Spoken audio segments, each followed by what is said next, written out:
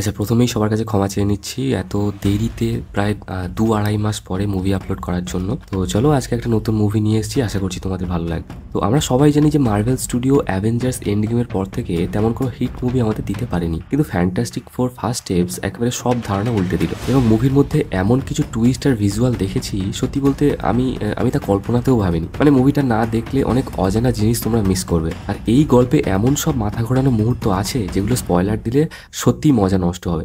তাই চলো মুভির আসল গল্পে ঢুকে পড়া যাক। শুরুতেই আমরা এক দম্পতিকে দেখি। তাদের নাম রিড রিচার্ড এবং মেয়েটি হলো সু স্টর্ম। তারা দীর্ঘদিন ধরে সন্তানের আশায় থাকলেও তাদের কোনো সন্তান ছিল না। তবে সেদিন হঠাৎ জানতে পারে যে তারা বাবা মা হতে চলেছে। সেই কারণেই তারা ভীষণ খুশি হয়। পরের দৃশ্যে আমরা জানতে পারি আজ থেকে প্রায় ৪ বছর আগে ডক্টর রিচার্ড তার স্ত্রী সু, তার শালা জনি এবং দক্ষ এক পাইলট ডক্টর বেনকে নিয়ে একটি স্পেস মিশনে যায়। কিন্তু সেখানে ঘটে যাওয়া এক দুর্ঘটনার কারণে কসমিক এনার্জি তাদের শরীরে বা ডিএনএর মধ্যে প্রবেশ করে যায়। আর তারপর যখন তারা পৃথিবীতে ফিরে আসে তখন তারা মোটেও আর সাধারণ মানুষ ছিল না। প্রত্যেকের শরীরে কিছু না কিছু পরিবর্তন ঘটে গিয়েছিল। এই যেমন রিচার্ডের শরীরে তৈরি হয় ফ্লেক্সিবল শক্তি, সে কিনা নিজের শরীরকে প্রায় রাবারের মতন বড় করে নিতে পারে। রিচার্ডের স্ত্রী সুর মধ্যে এক কসমিক শক্তি তৈরি হতে আমরা লক্ষ্য করি। আর তার ভাই জনি স্টর্ম আগুনকে নিয়ন্ত্রণ করার ক্ষমতা পায়। পাইলট বেনের সারা শরীর মজবুত পাথরের মতন শক্ত হয়ে যায়। তাদের সাথে ঘটে যাওয়া এই দুর্ঘটনার ফলে তারা যে সমস্ত শক্তি পেল সেটা দিয়ে এবার তারা সাধারণ মানুষ তথা গোটা মানব জাতির সেবায় নিজেদেরকে উৎসর্গ করতে শুরু করে। এর ফলে সাধারণ মানুষের চোখে সুপার হিরো হয়ে ওঠে এই চারজন এবং পরিচিতি পায় ফ্যান্টাস্টিক ফোর নামে। এই যে রোবটটি দেখছেন এটার নাম হলো হার্বি। এর ভূমিকাও কিছু কম নয় মুভিতে। একটু পরেই রিড এবং সু একসঙ্গে নিচে খেতে আসে। তাদের দুজনকে দেখেই ভীষণ নার্ভাস লাগছিল। বোঝাই যাচ্ছিল যে তারা কিছু একটা যেন লুকাচ্ছে। যাক, বেশিক্ষণ আর তারা চেপে রাখতে না পেরে অবশেষে জানিয়েই দেয় যে সু এখন প্রেগনেন্ট। এই খবর শুনে সুর ভাই জনি এবং মিস্টার বেন ভীষণ খুশি হয়। সাথে সাথে এই খবরটা গোটা বিশ্বে ছড়িয়ে পড়ে যে ফ্যান্টাস্টিক ফোরের পরিবারে আর একজন সদস্য আসতে চলেছে। যেহেতু তারা একজন পাবলিক ফিগার তাই কোনো খবরই আর চাপা থাকে না। রীতিমতো নতুন সদস্য আসার প্রস্তুতিও শুরু হয়ে যায় যাতে কোনো ভুল ত্রুটি কোনো জায়গায় না থাকে। সেদিকটা হার্বি ভালোভাবেই নজর রাখে এবং সমস্ত জিনিস ঠিকঠাকভাবে গুছিয়ে রাখতে শুরু করে। আচ্ছা, আমি শুরুতেই স্পয়লার দিতে চাই না, কিন্তু একটু বলে রাখি যে মুভির আসল রহস্য কিন্তু এই যে নতুন সদস্য আসছে তার মধ্যেই লুকিয়ে আছে। তবে গোটা পৃথিবী সহ তাদের মনেও একটা প্রশ্ন ঘুরতে থাকে, যেহেতু তাদের শরীরে বিভিন্ন রকম শক্তি চলে এসছে, তাহলে কি এই শিশুটাও কোনো শক্তি নিয়ে জন্মাবে? দেখা যাক, সেটা তো সময় বলবে। এরই মধ্যে স্পেস থেকে একটা অজানা সিগন্যাল ধরা পড়ে তাদের মনিটরে। সাথে সাথে তারা সেটা রেকর্ড করে নেয়। তবে তাতে বেশি গুরুত্ব না দিয়ে শুধু বাচ্চাটা যেন সুষ্ঠুভাবে পৃথিবীর আলো দেখতে পারে সেই দিকেই সবাই মন দেয়। রিড বেশ চিন্তিত থাকায় সু তার শক্তি ব্যবহার করে তাদের বাচ্চাকে সরাসরি দেখিয়ে দেয় এবং বলে, চিন্তার কোনো কারণ নেই, আমাদের বাচ্চা একদম সুস্থ আছে। এরপর একদিন রাতে হঠাৎ মহাবিশ্বের দরজা ভেদ করে এক নারী পৃথিবীতে আসে, যার সারা শরীর রূপালী রঙের। ফ্যান্টাস্টিক ফোর বিপদ বুঝতে পেরে শহরের মানুষকে বাঁচানোর উদ্দেশ্যে সেই মেয়েটির পিছনে ছুটে যায়। যখন তারা মুখোমুখি দাঁড়ায় তখন সিলভার সার্ফার নামে পরিচিত এই মেয়েটি সবাইকে জানায়, তোমাদের দিন শেষ হয়ে এসেছে, নিজেদের মানুষদের সঙ্গে যতটা পারো সময় কাটিয়ে নাও, কারণ মহাবিশ্বের এক গুরুত্বপূর্ণ প্রাণী খুব শিগগিরই তোমাদের এই গ্রহটি গ্রাস করবে। এটা ততটাই জরুরি কাজ যতটা মহাবিশ্বে একটা নক্ষত্র থাকা জরুরি। এই কথা বলেই সে সেখান থেকে উধাও হয়ে যায়। কিন্তু জনি তার পিছু নিয়ে অনেক দূর পর্যন্ত যায় এবং তাকে ধরে ফেলে। তখন মেয়েটি জনির দিকে তাকিয়ে একটা নতুন ভাষায় কিছু একটা বলে যায়। সে কি বলেছিল সেটা জনি তখন বুঝতে পারে না। এই ঘটনার পর তারা যখন আশেপাশের ব্রহ্মাণ্ড রিসার্চ করতে শুরু করে তখন জানতে পারে যে পাশের নক্ষত্রমণ্ডলের বেশ কিছু গ্রহ ভয়ঙ্করভাবে ধ্বংস হয়ে উধাও হয়ে গেছে। তার মানে ওই সিলভার সার্ফার মেয়েটি যা বলছিল তা সবটাই সত্যি। গ্যালেকটাস নামক এক মহাশক্তিধর প্রাণী নিশ্চয়ই বাস্তবে রয়েছে এবং সে আমাদের গ্রহকে খেয়ে ফেলতে পারে। তাই তারা দেরি না করে বিভিন্নভাবে প্রস্তুতি নিতে থাকে মানব জাতি তথা গোটা পৃথিবীকে বাঁচানোর জন্য। আমরা লক্ষ্য করি রিচার্ড বেশ কিছুদিন ধরে টেলিপোর্টেশনের উপর কাজ করছিল। মানে একটা জিনিস খুব কম সময়ে এক জায়গা থেকে অন্য কোনো দূরের জায়গায় কিভাবে পাঠানো সম্ভব। তবে একটাই সমস্যা ছিল, তার জন্য দরকার ছিল প্রচুর পরিমাণে বিদ্যুৎ বা ইলেকট্রিসিটি। এরপর তারা সিদ্ধান্ত নিয়েই নেয় যে মহাবিশ্বের যে প্রান্ত থেকে এই গ্যালেকটাস নামক প্রাণীর সিগন্যাল আসছে সেখানে গিয়ে ব্যাপারটা সমাধান করবে।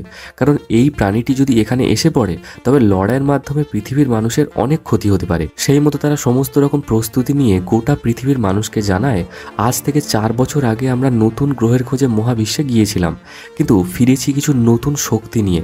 আজ মনে হয় সেই শক্তিরই পরীক্ষা।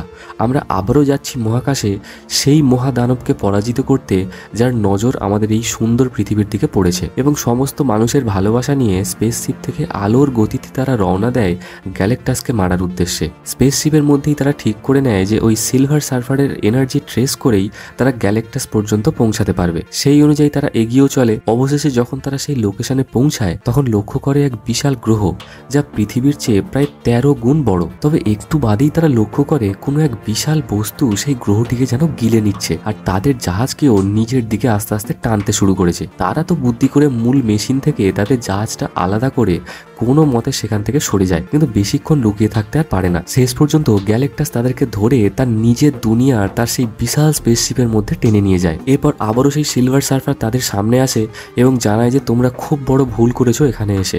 তবে ঠিক আছে, গ্যালেক্টাস তোমাদের সঙ্গে কথা বলতে চায়। আচ্ছা, গ্যালেক্টাস কিন্তু চাইলে এদেরকে মুড়ি মুড়কির মতন পুরো মিশিয়ে দিতে পারত। কেন করেনি জানো? কারণ গ্যালেক্টাস যখন পুরো জাহাজটা স্ক্যান করছিল তখন ফ্যান্টাস্টিক ফোরের মধ্যে এমন কিছু দেখেছে যাতে মনে হয়েছে যে এদের সঙ্গে কথা বলা দরকার। রীতিমতো তাদের জাহাজ ল্যান্ড করে এবং তারা 4 জন সাথে হার্বিকে নিয়ে সেই মেয়েটির পিছনে যেতে থাকে। রিচার্ড হার্বিকে বলে দেয় জাহাজের বিভিন্ন প্রান্তে গিয়ে স্ক্যান করে বোঝার চেষ্টা করো এটা কতটা প্রাচীন এবং এখান থেকে কি কি ডেটা কালেক্ট করা যায়, এবং বাকি 4 জন এগিয়ে যায় সেই মেয়েটির পিছনে। এরপর শেষমেশ সেই বিশাল আকৃতির গ্যালেক্টাস প্রাণীর সামনে গিয়ে তারা 4 জন দাঁড়ায়। তখন গ্যালেক্টাস জানায় কোটি কোটি বছর আগে আমিও তোমাদের মতো একটা সাধারণ গ্রহের মানুষ ছিলাম।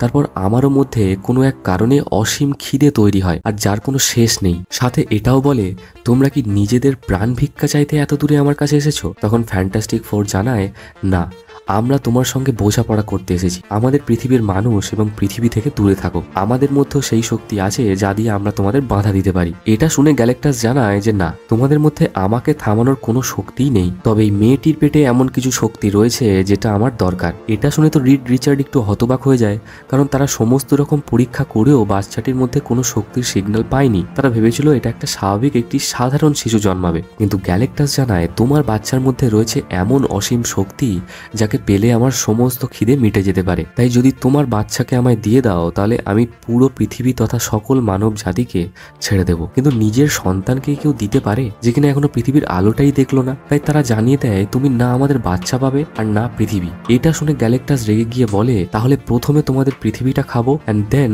আমি ওই বাচ্চাটিকে আমার স্থানে এর পরের পিঁড়িতে বসিয়ে দেবতা রূপে স্থান দেব, যে কিনা আমার পরে আমার কাজ সামলাবে। এরপর জনি রেগে গিয়ে গ্যালেক্টাসের উপর হামলা করে দেয়, আর তাকে বাঁচাতে গিয়ে সিলভার সার্ফারও জনির দিকে ছুটে আসে। গ্যালেক্টাস রেগে গিয়ে তাদের মারতে উদ্যত হয়, কিন্তু তারা কোনো মতে প্রাণ বাঁচিয়ে স্পেসশিপের দিকে ফিরে আসে। এদিকে গ্যালেক্টাসের সঙ্গে কথা বলার সময় সে সুর শরীরে এমন কিছু করে যার ফলে তার প্রচন্ড যন্ত্রণা শুরু হয়, অর্থাৎ বাচ্চা জন্মানোর সময় এগিয়ে আসে। এবারে তারা স্পেসশিপে চেপে সেই মেশিন পর্যন্ত আসে যেটার সাহায্যে আলোর গতিতে সেখান থেকে বেরিয়ে আসা সম্ভব। তারা সেখানে পৌঁছায়ও। তো সেই মেশিনের সঙ্গে জাহাজটাকে কানেক্ট করা মাত্রই তারা সেখান থেকে আলোর গতিতে পালিয়ে আসতে সক্ষম হয়, কিন্তু তখনও বিপদ কাটে না। সিলভার সার্ফারের মধ্যে এমন শক্তি আছে যে কিনা আলোর গতিতে তাদের জাহাজকে পিছু নিতে শুরু করেছে। এটা দেখে জনি তার দিকে লেজার দিয়ে আক্রমণ করলেও ওয়ার্ম হোলের ভেতরে সেই গ্র্যাভিটির গোলমেলের কারণে মেয়েটিকে কোনোভাবে মারাই যাচ্ছিল না। এদিকে সেই মেয়েটির একটাই লক্ষ্য, সুর পেট থেকে বাচ্চাটি নিয়ে সেখান থেকে চলে যাওয়া। অন্যদিকে ফ্যান্টাস্টিক ফোর তো চায় না যে কোনো অবস্থাতেই সেটা সে করতে পারুক। তাই রিচার্ড বুদ্ধি করে বলে যে ওয়ার্ম হোল থেকে বেরিয়ে একটা ব্ল্যাক হোলের কাছে স্পেসশিপটা নিয়ে যাও। তার কথা মতো মিস্টার বেন সেটাই করে। এবার রিচার্ডের বুদ্ধিমতো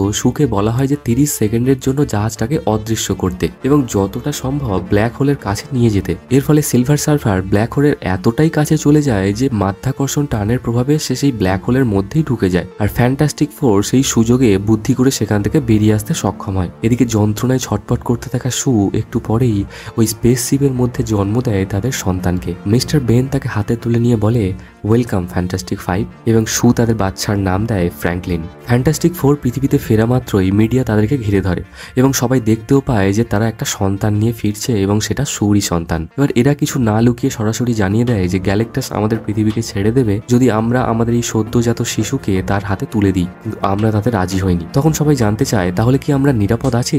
রিচার্ড জানায় আমি জানি না। তখন বাকি সবাইকে বলতে শোনা যায় তুমি তোমার নিজের বাচ্চার জন্য গোটা পৃথিবীর মানুষকে মৃত্যুর মুখে ঠেলে দিলে। তোমার উচিত ছিল তোমার বাচ্চাকে গ্যালাক্টাসের হাতে তুলে দেওয়া। অপরদিকে সিলভার সার্ফার গ্যালাক্টাসের কাছে ফিরে গিয়ে ক্ষমা চায় এবং বলে সে তাদের আটকাতে পারেনি। তখন গ্যালাক্টাস জানায় যে কোনো মূল্যে আমি ওই বাচ্চাটিকে চাই, কারণ ওর মধ্যে রয়েছে ব্রহ্মাণ্ডের অসীম শক্তি। একবার ওকে পেয়ে গেলে আমার সমস্ত খিদে মিটে যাবে এবং আমি শান্তিতে মরতে পারবো। এদিকে ফ্যান্টাস্টিক ফোর পুরো নিশ্চিত যে খুব শীঘ্রই গ্যালাক্টাস পৃথিবীর দিকে রওনা দেবে, তাই তারা সমস্ত তোড়জোড় এবং প্রস্তুতি শুরু করে দেয় কিভাবে নিজের বাচ্চা সহ পৃথিবীর সমস্ত মানুষকে বাঁচানো যায়। একের পর এক পরিকল্পনা আর কঠোর পরিশ্রম চলতে থাকে। অন্যদিকে পৃথিবীর সাধারণ মানুষ আন্দোলন শুরু করে, একটা বাচ্চার জন্য আমরা সকলে কেন মারা যাব? তারা দাবি করে বাচ্চার বদলে আমাদের সকলের প্রাণ বাঁচানো হোক। বাইরের এই অমানবিক পরিবেশ থেকে সহ্য করতে না পেরে তার বাচ্চাকে নিয়ে সাধারণ মানুষের মাঝে এসে দাঁড়ায় এবং তাদের বোঝায় নিজের জীবনের অতীত কাহিনী দিয়ে। সে জানায় ছোটবেলায় সে তার মাকে হারিয়েছে, তার বাবা একা কিভাবে তাকে নিঃস্বার্থভাবে বড় করে তুলেছে, এটাকেই হয়তো পরিবার বলে। আর সু মনে করে পৃথিবীর মানুষও আমার পরিবার, তাই পরিবারের জন্য আমি বাচ্চাকেও বলি দিতে পারবো না, আর আমার বাচ্চার জন্য পরিবারকেও বলি দিতে পারবো না। আমি দুজনের জন্যই লড়বো। আমরা সকলে মিলে ওই দুষ্টু দানবকে হারিয়ে এই পৃথিবী তথা আমার বাচ্চাকে রক্ষা করব। তাহলে বলো তোমরা আমার পাশে আছো তো? এরপর পৃথিবীর মানুষ একটু শান্ত হয় এবং সুর কথায় একমত হয়। এরপর হঠাৎ রিচার্ডের মাথায় সেই টেলিপোর্টেশনের আইডিয়াটা আবার আসে। সে ভাবে যদি একটা ডিমকে ঘরের এক প্রান্ত থেকে আর এক প্রান্তে টেলিপোর্ট করা যায় তাহলে পুরো পৃথিবীকে কেন নয়। তাই সে সিদ্ধান্ত নেয় টেলিপোর্টেশনের মাধ্যমে পৃথিবীকে এই সোলার সিস্টেম থেকে অন্য এক নক্ষত্রমণ্ডলে স্থানান্তরিত করবে, যাতে গ্যালাক্টাস আমাদের পৃথিবী পর্যন্ত পৌঁছাতে কোটি কোটি বছর লেগে যায় আর আমরা শান্তিতে সেখানে বসবাস করতে পারি। সেই মতো বিশ্বের প্রতিটি প্রান্তে পৌঁছে যায় এই সিদ্ধান্তের খবর এবং দ্রুত গতিতে শুরু হয় সেই টেলিপোর্টেশনের ব্রিজ তৈরির কাজ। এদিকে গ্যালাক্টাস আর বেশি দূরে নেই, সে পৃথিবী থেকে মাত্র 4 দিনের দূরত্বে, অর্থাৎ হাতে সময় ভীষণ কম। সেদিন সন্ধ্যায় রিচার্ড তার ছেলে ফ্র্যাঙ্কলিনকে কোলে তুলে আদর করে এবং জানায়, তুমি যদি সত্যিই ব্রহ্মাণ্ডের কোনো শক্তিশালী দেবতা হয়ে থাকো তাহলে এখনই আমাদের কিছু সাহায্য করো, নাহলে জানি না আমরা যে পরিকল্পনা করেছি সেটার মাধ্যমে পৃথিবীর মানুষকে বাঁচাতে পারবো কিনা। কিন্তু সেই মুহূর্তে বাচ্চাটির তেমনভাবে কোনো প্রতিক্রিয়া দেখা যায় না। এরপর ফ্যান্টাস্টিক ফোর দেরি না করে পৃথিবীর সমস্ত ইলেকট্রিসিটি একত্রিত করে সেই টেলিপোর্টেশন ব্রিজের মাধ্যমে পৃথিবীকে অন্য নক্ষত্রমণ্ডলে নিয়ে যাওয়ার জন্য প্রস্তুতি শুরু করে দেয় এবং শুরু হয়ে যায় কাউন্টডাউন। তবে ঠিক একটু পরেই পুরো প্রক্রিয়াটা থেমে যায়। তারা লক্ষ্য করে সিলভার সার্ফার একের পর এক তাদের টেলিপোর্টেশন ব্রিজ ভেঙে দিচ্ছে, যাতে পৃথিবী আর কোথাও না যেতে পারে। তখন জনি প্রচন্ড রেগে গিয়ে সিলভার সার্ভারের দিকে ছুটে যায়। তবে আক্রমণ না করে জনি বুদ্ধি করে সিলভার সার্ভারের ভাষা বিশ্লেষণ করে তাকে মনে করিয়ে দেয় যে সেও তার নিজের গ্রহের এক বুদ্ধিমতী বিজ্ঞানী ছিল আর নিজের পরিবার ও গ্রহকে বাঁচানোর জন্য নিজেকে গ্যালাক্টাসের কাছে অন্তহীন কালের জন্য দাস করে দিয়েছিল। জনি তাকে আরো কিছু অডিও রেকর্ড শোনায় সেই সব গ্রহের যে গ্রহগুলোয় গ্যালাক্টাস সিলভার সার্ফারের মাধ্যমে গিয়েছিল আর যেখানে মানুষগুলো মৃত্যু যন্ত্রণায় প্রাণ ভিক্ষা চাইছিল এবং গ্যালাক্টাস তাদের কোনো কথায় কান না দিয়ে পুরো গ্রহগুলোই খেয়ে ফেলতো। তখন জনি বলে, তুমি স্বার্থপরের মতো শুধু নিজের গ্রহ আর পরিবারকেই বাঁচিয়েছো, কিন্তু বিশ্ব ব্রহ্মাণ্ড জুড়ে যেসব গ্রহকে তুমি ধ্বংস করে দিয়েছো তারা কি মানুষ ছিল না? না তাদের কোনো পরিবার ছিল না? আর ঠিক সেই রকমই আজ আমি আমার পরিবার আর আমার পৃথিবীকে বাঁচানোর জন্য তোমার সামনে এসে দাঁড়িয়েছি। আমি সেই ত্যাগ দিতে রাজি, তাহলে আমার ভাগনার পৃথিবীকে ছেড়ে দিয়ে আমাকে নিয়ে চলো। তখন সিলভার সার্ফার জানায়, এই সিদ্ধান্ত তুমি নিতে পারো না, এটা কেবল গ্যালাক্টাসই ঠিক করে। তোমাদের জন্য ভালো হবে ওই বাচ্চাকে নিয়ে পৃথিবী থেকে দূরে কোথাও চলে যাওয়া, যাতে গ্যালাক্টাস এই পৃথিবীটাকে তো খেয়ে ফেলবে কিন্তু তোমরা বেঁচে যাবে। এই কথা বলেই সে সেখান থেকে চলে যায়। এরপর যেহেতু সমস্ত টেলিপোর্টেশন ব্রিজ ধ্বংস হয়ে গেছে কেবলমাত্র একটা ছাড়া, তাই পৃথিবী আর অন্য কোথাও নিয়ে যাওয়া সম্ভব নয়। সেই মুহূর্তে তারা একটি নতুন পরিকল্পনা করে আর গ্যালাক্টাসকে তার জাহাজ থেকে আলাদা করে এই পৃথিবীতে এনে ওই ব্রিজের মাধ্যমে মহাবিশ্বের অন্য প্রান্তে টেলিপোর্ট করে পাঠানো যায়, তাহলে গ্যালাক্টাস আর তার জাহাজ ছাড়া পুনরায় ধ্বংসলীলা শুরু করতে অনেক বেশি সময় লেগে যাবে। কিন্তু এই সব কিছুর জন্য গ্যালাক্টাসকে পৃথিবীর এই টাইম স্কোয়ার নামক শহরের ঠিক ওই ব্রিজের মাঝখানে আসতে হবে। প্রশ্ন হলো সেটা কিভাবে সম্ভব? তখন রিচার্ডের ইশারায় তারা বুঝে যায় যে তাদের ছেলে ফ্র্যাঙ্কলিনকে এক প্রকার চারা হিসেবে ব্যবহার করে গ্যালাক্টাসকে পৃথিবীতে টেনে আনতে হবে। এটা শুনে তো মিস্টার বেন আর জনি এবং সাথে সুও ভীষণ আপত্তি জানায়, কারণ একটা শিশুকে ফাঁদ হিসেবে ব্যবহার করা একদমই উচিত কাজ নয়। তবুও হাজারো কষ্টের মধ্যে সু এবং রিচার্ড অন্য কোনো পথ না পেয়ে এই পরিকল্পনায় কাজে লাগানোর সিদ্ধান্ত নেয়। যে জায়গায় তারা বাচ্চাটিকে রেখে গ্যালাক্টাসকে ফাঁদে ফেলবে সেখানে গিয়ে তারা সবকিছু প্র্যাকটিক্যালি একবার যাচাই করে নেয়। তবে একটা বড় সমস্যা ছিল, ওই জায়গায় হাজার হাজার শহরবাসী রয়েছে আর এত বিশাল প্রাণী যে কোনো দিক থেকে পা ফেললে অসংখ্য মানুষ চাপা পড়ে মারা যেতে পারে, তাই শহরবাসীকে বাঁচানো তাদের প্রথম কর্তব্য। সেই মতো সু এক ব্যক্তির সাহায্য নেয় এবং সমস্ত মানুষকে মাটির নিচে যেখানে মেট্রো তৈরির টানেল তৈরি হচ্ছিল সেখানে পাঠিয়ে দেওয়া হয়, যাতে ওপরের যত ধ্বংসই হোক না কেন শহরবাসীরা অন্তত সুরক্ষিত থাকে। এদিকে সারা পৃথিবী জুড়ে হাহাকার এবং আতঙ্কের ছায়া। প্রতিটি নিউজ চ্যানেলে মানুষের সান্ত্বনা ও সাহস জোগানোর চেষ্টা চলছে মাত্র, এবং সবাই নিজেদের প্রিয়জনদের সঙ্গে যতটা পারে বেশি করে সময় কাটাচ্ছে, কারণ জানে চেষ্টাটুকু করলেও শেষে হয়তো খুব খারাপ কিছু ঘটতে পারে। অবশেষে গ্যালেক্টাস পৃথিবীর একেবারে কাছে চলে আসে এবং তার জাহাজ থেকে নেমে সশরীরে পৃথিবীর মাটিতে দাঁড়ায়। শুরুতেই সে গোটা শহর স্ক্যান করে বুঝে ফেলে ফ্র্যাঙ্কলিন অর্থাৎ সেই শিশুটিকে কোথায় রাখা হয়েছে এবং মুহূর্তে বাচ্চাটির দিকে এগিয়ে আসতে শুরু করে। কিন্তু গ্যালেক্টাস শিশুটির কাছে পৌঁছাতেই ফ্যান্টাস্টিক ফোর তার উপর আক্রমণ চালায়। জনি বুদ্ধি করে গ্যালেক্টাসের চোখে আগুনের ঝলসানি দেয়, আর সেই সুযোগে তারা একটি নকল বাক্স রেখে আসল বাচ্চাটিকে সেখান থেকে সরিয়ে ফেলে এবং সোজা নিয়ে যায় ফ্যান্টাস্টিক ফোরের সেই বিল্ডিং এ, যেখানে এবার হার্ভি তাকে খেয়াল রাখবে। এদিকে একটু বাদে গ্যালেক্টাস আবারও এগোতে গিয়ে থেমে যায়, কারণ সে বুঝতে পারে বাচ্চাটিকে বদলে ফেলা হয়েছে। পুনরায় স্ক্যানের মাধ্যমে সে সঠিক ফ্ল্যাট শনাক্ত করে ফেলে এবং যেখানে শিশুটি রয়েছে সেই দিকেই আস্তে আস্তে যেতে শুরু করে। এদিকে ফ্যান্টাস্টিক ফোরও বুঝে যায় যে তার চোখে ধুলো দেওয়া এত সহজ নয়। এরপর তারা প্রাণপণ চেষ্টা করে তাকে আটকাতে, যাতে সে শিশুটির কাছে আর পৌঁছাতে না পারে। একসময় তো গ্যালেক্টাস মিস্টার বেনকে স্পেসে ছুড়ে দেয় এবং রিচার্ডকে রাবারের মতন টেনে প্রায় ছেড়েই ফেলছিল। ঠিক সেই মুহূর্তে জনি মিস্টার বেনকে স্পেস থেকে উদ্ধার করে আনে এবং দুজনে একসাথে গ্যালেক্টারের মাথায় আঘাত করে এবং তিনজনই ভীষণভাবে ঘায়েল হয়ে পড়ে। এবার গ্যালেক্টাস সরাসরি সেই বাচ্চার দিকে এগিয়ে যায়। সেখানে বাচ্চাটিকে রক্ষা করতে থাকা রোবট হার্ভি তার শেষ চেষ্টা করলেও কোনো ফল হয় না। ফাইনালি বিল্ডিং ভেঙে গ্যালেক্টাস সেই শিশুটিকে তার হাতে তুলে নেয় এবং বলে, একমাত্র তুমিই পারো আমার এই অসীম খিদে থেকে আমায় মুক্তি দিতে। ঠিক সেই সময় সু তার বাচ্চাকে দেখতে পায় এবং চিৎকার করে বলে,